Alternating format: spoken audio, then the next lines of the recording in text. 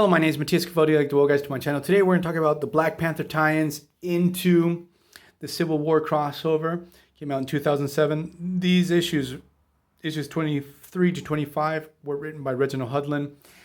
And he does a really good job because a lot of times comic book series get hijacked by crossovers. And a lot of times it just doesn't work, or everything sort of feels out of place or shoehorned in. In this case, Reginald Hudlin does a fantastic job taking advantage of what happens in the Civil War and showing how it impacts Black Panther, his family, him being the head of the state of Wakanda, what will be the political position of his country. And we start off immediately with the death of Bill Foster. He was killed by the Thor clone Ragnarok, that's later on going to be called Ragnarok. It's really sad because we have a grieving family, and he wasn't shrunk down. So they're burying his body at giant size. So it's pretty messed up. At the same time, we have the U.S. government trying to analyze what they're going to do with Wakanda because they're afraid Black Panthers are going to go Team Cap. And Black Panther acts in fighting against Tony Stark in the Registration. It can be interpreted as an act of war. So, on the other hand, we have Storm. She just had gotten married with a Black Panther.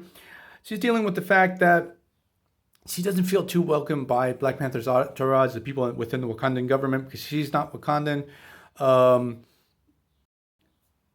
T'Challa really wants the people that work with him to respect her, even though she's not Wakandan. She's the queen now. And so this whole angle, I think it's really awesome. At least I find it pretty interesting. Also, Hudlin takes great effort to make Storm not only Black Panther's wife, and she's just sort of around and give some support. She's her own character, and she does stuff. So that's really awesome. So in the lead up into these issues, we had a brief skirmish that Black Panther had with Iron Man due to the fact that since Storm is an American citizen, she had the obligation to register. This led to a battle between both characters. And my dog will not stop barking. But the thing is, Black Panther, due to what happened with Bill Foster, the skirmish with Iron Man, he's decided to go Team Cap. He tries to escape the Wakandan embassy. He gets tracked by Black Widow. And Black Widow gets her ass royally kicked by the Dora Milaje. It's pretty brutal how they take her down. I had totally forgotten about this. So Panther's able to track down Captain America. They have a brief skirmish. Like Captain America sort of questions Black Panther's intentions and if he's working with Stark in the first place or not. But Panther tells him, look, I'm going to work with you, even though this is sort of like a risk for me and sort of to my country. You get this very brief battle between Black Panther and Captain America where Black Panther comes out on top, but Captain America's like, yeah, I sort of let you win. Like it's super interesting to see how each writer shows off who's the better fighter, if Captain America or Black Panther is. I think the tally of battles between both characters, Black Panther or Black Panther related characters, because Cap also fought against Black Panther's grandfather, I think. He's been defeated more time by Black Panthers in general than he has defeated them. So, likely this is correct. So, working for the Resistance, Black Panther uses his senses in a pretty cool, interesting way. He's using his heightened senses to see if any of the people within the Resistance are moles. So he questions Sue Storm, especially the fact that she's going up against her husband. He has a brief chat with Falcon. He sniffs out that Tigra is actually the mole. Also, we get to see Black Panther really pushing Monica Rambeau.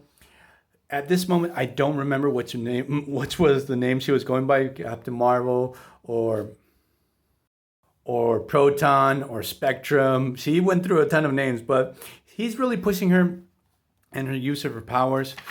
So, in issue 25, we have the final battle between Captain America's forces and Iron Man's. And we get a really awesome battle between Storm and Ragnarok, to the point that Black Panther's not very present in this particular issue. There's a lot of focus on Storm.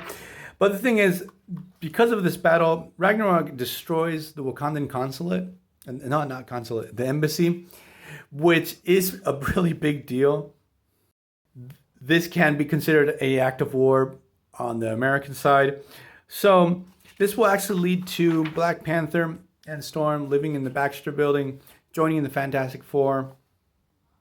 And I think Reginald Hudlin also wrote that particular time of Fantastic Four when both characters were on the team.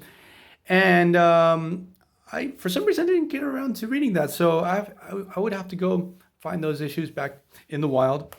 So Storm ends up teaming up with Invisible Woman. And later on, we have Hercules dropping in, giving the final blow to defeat Ragnarok. And finally, these tie-ins end here on issue 25. Black Panther series written by Reginald Hudlin. He does a killer job. At least I really loved it. So see you guys next time. Bye.